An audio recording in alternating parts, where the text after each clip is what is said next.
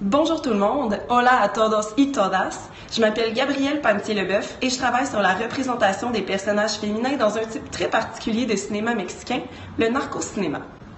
J'entends déjà vos questionnements. Mais qu'est-ce que c'est que ça, le narco-cinéma?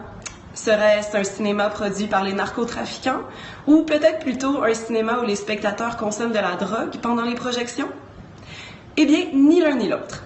Si vos repères quant au trafic de drogue à l'écran sont les séries Narcos et Breaking Bad sur Netflix, tenez-vous bien parce que c'est dans un tout autre univers que je vais vous transporter avec le narco-cinéma.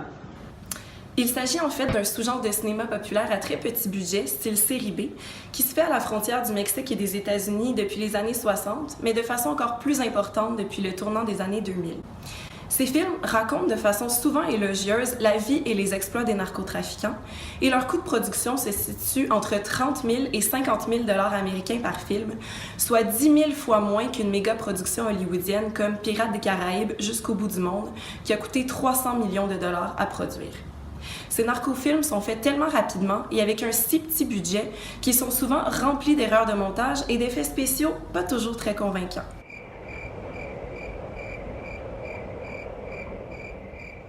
Vous le devinerez, ce sous-genre est complètement ignoré par la critique et par l'Académie en raison de son manque d'esthétisme.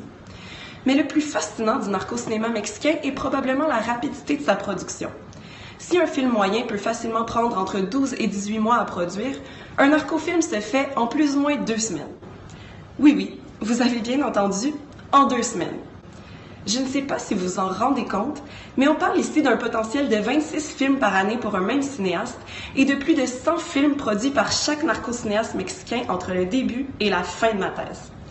Une industrie plutôt impressionnante, pas vrai? Je vais donc m'inspirer de ces cinéastes qui parviennent à terminer un film en seulement quelques semaines pour expliquer la pertinence de ma thèse en seulement quelques minutes. Ce que je cherche à faire, c'est dégager les grandes tendances de ces sous-genres cinématographiques en ce qui concerne la représentation féminine.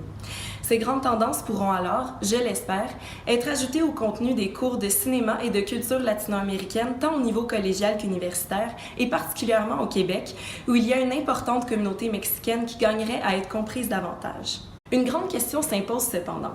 Si ce sous-genre a été jusqu'ici ignoré par la critique et par l'Académie, pourquoi est-ce que ce serait important de l'étudier et de s'attarder aux représentations qui y sont faites des personnages féminins?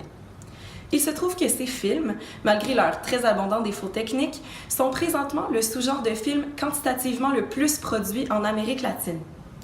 Ils sont consommés par des millions de personnes provenant des classes populaires et moyennes au Mexique et aux États-Unis, ce qui fait qu'ils ont un impact considérable sur l'imaginaire de ces classes qui les consomment et peuvent même mener à la reproduction de certains comportements genrés.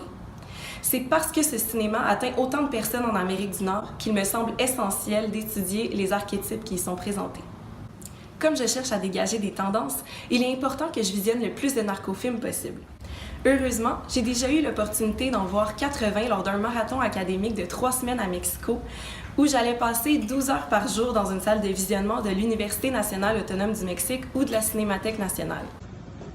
Pour établir tout au long de ma thèse les situations récurrentes et les tendances en termes de personnages féminins, chaque film que je visionnerai sera vu en fonction d'une grille d'analyse portant sur différentes composantes de la représentation féminine, comme le temps que chaque personnage féminin passe à l'écran ou son temps de parole, le type de plan de caméra utilisé pour présenter les femmes aux spectateurs, le vocabulaire le plus fréquent que les personnages masculins emploient pour désigner les personnages féminins, et plus encore. En plus d'être ajoutées au contenu des cours de cinéma et de culture latino-américaine, les conclusions de ma recherche pourront aussi être présentées aux intervenants des organismes locaux du Mexique qui travaillent à faire de la sensibilisation auprès des couples et des familles, et également à ceux qui travaillent auprès des jeunes du secondaire, précisément à l'âge où ceux-ci commencent à développer et à consolider certains comportements genrés. Qui sait, mes résultats inciteront peut-être aussi certains cinéastes à réinventer les modèles de genre qu'ils présentent au public. Sur ce, si vous me le permettez, j'ai encore quelques narcofilms à aller visionner.